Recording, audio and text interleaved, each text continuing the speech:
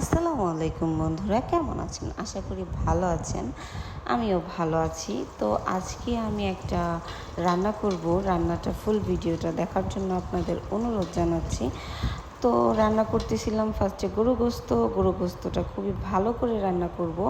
তো এই তো পেঁয়াজ মরিচ তারপরে মশলা সব কিছু একসাথে দিয়ে একটু ভেজে নিলাম। ভেজে নেওয়ার পরে দিয়ে দিলাম আদা রসুন বাটাটা দেওয়ার পরে দিয়ে দিলাম এই যে হলুদ মরিচ ধনিয়া এগুলো দিয়ে দিলাম। এগুলো দেওয়ার পরে আমি অনেক ভালো করে মশলাটা কষিয়ে নিব।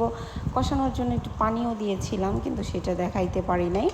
তারপরে এগুলো দিলাম, দেওয়ার পরে এই যে দেখুন মশলাটা খুবই ভালো করে কষিয়েছি, আর কালারটা দেখলেই বোঝা যাচ্ছে কতটা ভালো করে কষিয়েছি।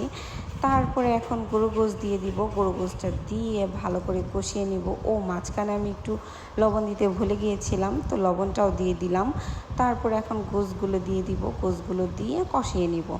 তো গোশতগুলো দেওয়ার পরে ভালো করে এই যে একটু নেড়ে চেড়ে গোশের সাথে মশলাগুলো ভালো করে মিশিয়ে নিব। মিশিয়ে নেওয়ার পরে এই যে দেখুন মিশানোর পরে করলাম। তারপরে এই যে গরু গোশ খেতে কার কার ভালো লাগে, আমি জানি সবারই ভালো লাগে, কিন্তু আমার তেমন একটা ভালো লাগে না, খাই আর কি।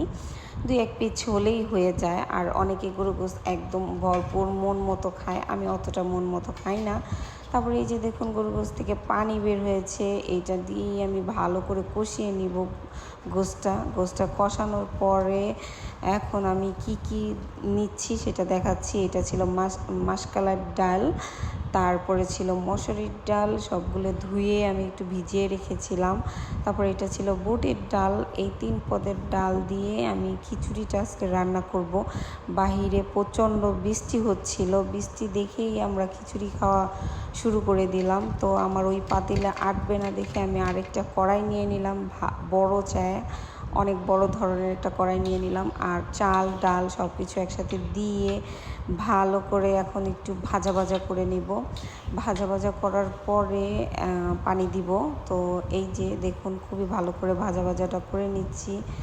আর চাল ডাল ভাজা করলে অনেক ভালো একটা হয়, ঘ্রাণ বের হয়, খুবই সুন্দর। তারপরে এই যে পানি দিয়ে দিলাম, পানি দেওয়ার পরে ঢেকে দিয়েছিলাম। তো পানিটা এই যে শুকিয়ে গেছে। শুকানোর পরে এখন এত সুন্দর একটা স্মেল বেরোচ্ছে খিচুড়ির, খেতে এত মজা হয়েছিল। যেমন গরু গোশ দিয়ে খিচুড়ি রান্না করলে অনেক মজা লাগে।